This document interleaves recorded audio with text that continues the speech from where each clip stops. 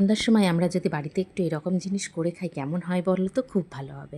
Hello everyone, আমি সুবর্ণা। তোমরা কেমন আছো? আশা করি ভালো আছো, সুস্থ আছো। আমিও তোমাদের ভালোবাসা ও আশীর্বাদে ভালো আছি। এখানে গাজর, পেঁয়াজ, বাঁধাকপি আর রসুন, কাঁচা লঙ্কা কুচিয়ে রেখেছি। আর এখানে সলিড মাংসটাকে ব্লেন্ডারে পেস্ট করে দেখো লবণ দিচ্ছি আর সয়া সস আর গোলমরিচের গুঁড়োটা দিয়েছি, যেটা দেখাতে আমি ভুলে গেছিলাম। এরপরে সমস্ত ভেজিটেবল দিয়ে মাখিয়ে রেখে দিয়েছি আর ময়দা নিয়েছি। এখানে ময়দা নুন আর জল দিয়ে মেখে রেখেছি। এটা থেকে ছোটো ছোটো লেচি কেটে নিয়ে আমি বেলে নেব পাতলা করে। তোমরা যতটা পাতলা করতে পারবে ততটাই সুন্দর হবে এটা। এইভাবে পাতলা করে বেলে নিয়ে তার মধ্যে পুর ভরে আমি মোমোর শেপটা দিয়ে দেবো। এই যে মোমোর শেপটা দেওয়া না, আমি ঠিক অতটা ভালো দিতে পারি না, তবে যদি তোমাদের ভালো লেগে থাকে বা আমি যদি মোটামুটি ভালো দিয়েও থাকি, তোমরা একটু কমেন্ট করে জানিও কেমন হলো। এইভাবে মুড়ে মুড়ে দেওয়াটাই আমার কাছে মনে হয় সবথেকে সহজ। এর থেকে অন্যগুলো আমি অতটা ভালো কিন্তু দিতে পারি না। দেখো সবগুলো করে নিয়েছি, কেমন হলো অবশ্যই একটা কমেন্টে জানিও।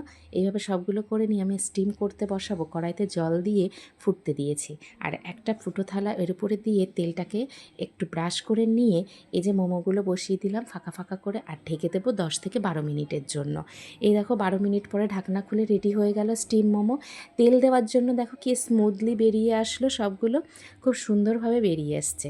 এই যে উঠে গেল, সবগুলো উঠে যাবে। কিন্তু বাড়িতে সবাই খেয়ে বলেছিল খুব ভালো হয়েছে। আর বাড়িতে বানানো যেহেতু, সেহেতু কোনো সমস্যাই নেই, ছোটো থেকে বড় সকলেই খেতে পারে। তো তোমরাই বলো কেমন হয়েছে রেসিপিটা, আমি কি সব কিছু ঠিকঠাক বানাতে পেরেছি কিনা। তো আজকের মতো এখানেই আসি, টাটা।